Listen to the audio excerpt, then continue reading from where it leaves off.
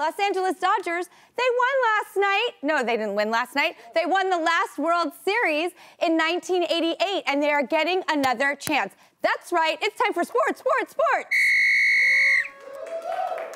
Okay, tonight the Dodgers take on Tampa Bay Rays for Game 1 in the World Series. It's going to be thrilling and chilling to watch, and people are asking, could it be a double-double? Two sports, same year? That's right, because in 1988, Los Angeles won the NBA Finals and the World Series in the same year, and the city's hoping to do it again. So good luck, Dodgers, but good luck, Rays, because we love you too. And you know what? Good luck, Empires. Yeah. All right, I don't know, that's my new, yeah, Umpires. It's Judah Lynn. She's like, I've enveloped her spirit.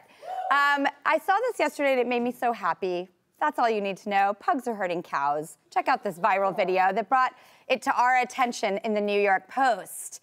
All right, that's Paisley and Tough moving on now. They're moving the cows. Oh, in Seneca Ranch in Oregon. And if you have 15 pounds of pugnacious pug coming at you, trust me, you'll move your cow butt. All right. I have some very exciting but upsetting information at the same time, because Tabaholics, the Wall Street Journal is reporting that Coca-Cola is finally retiring Tab.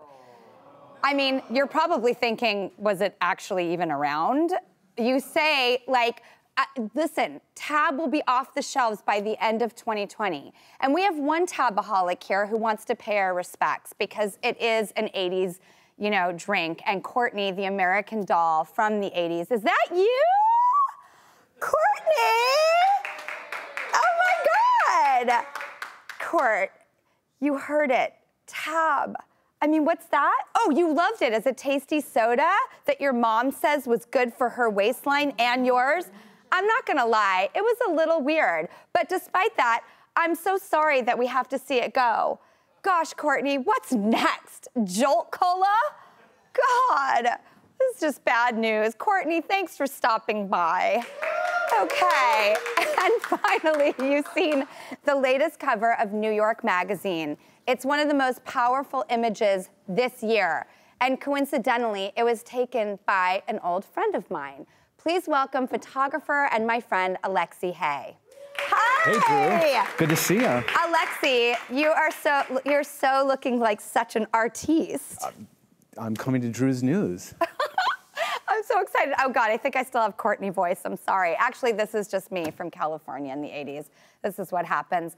This cover, Alexi, thank you so much for coming on because I was so moved by it. Tell me about what it was like to shoot this.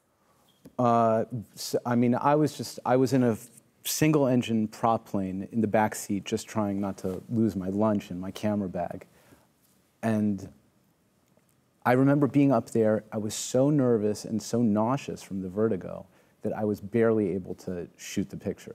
But I kind of sensed that there was something like magnificent about being up there, seeing the city in all its like peace and vulnerability. And it was like, I think that kind of added to like the whole sickness, the whole feeling of nausea. It was kind of horrible and great and beautiful. I think you knew you were on the precipice of shooting something incredibly important, and this stopped me in my track. I love that you picked the words "miss you" too.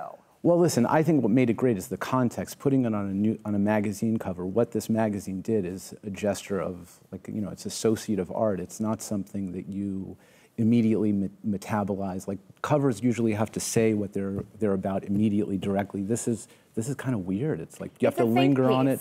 Yeah. Can we show the New Yorker magazine cover that you first shot when the pandemic started? Because that's incredibly haunting. That takes almost, that hits you right in the face.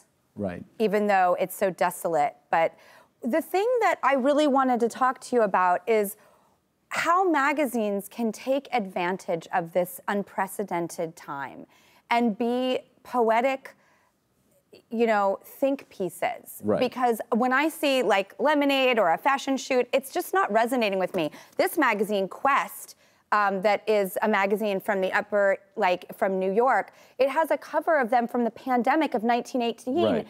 And they're not selling clothes in there. But it's like, oh my God, we've been here before and we made it out.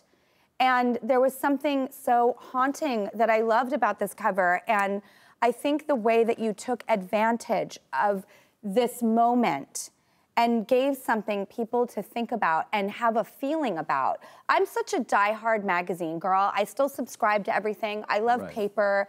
And, you know, Oprah did a cover where she wasn't on the cover for the first time in the entire history of Oprah magazine. So, I mean, what do you want to do next? I'm big, like you, on the print media. I think that right now we're flooded with, we're in the middle of a flood of like media, imagery, like all that kind of digital media. And I think the more that we go back to that kind of stuff, the more we're going to be able to feed our brains in a normal way. Yeah. And I think that, you know, what you're doing, championing these things, it's like you can sort of, I consider you like a Noah in this flood. You're creating an ark. Drew's News is a place where you can really take, you know, give a platform to people like New York Magazine. I think they're doing amazing things. They really are. And thank you, Alexi, for bringing this to our hearts and minds. And that's what magazines are. They're also journalistic integrity, as well as visual think pieces. So thank you, Alexi, you're the best.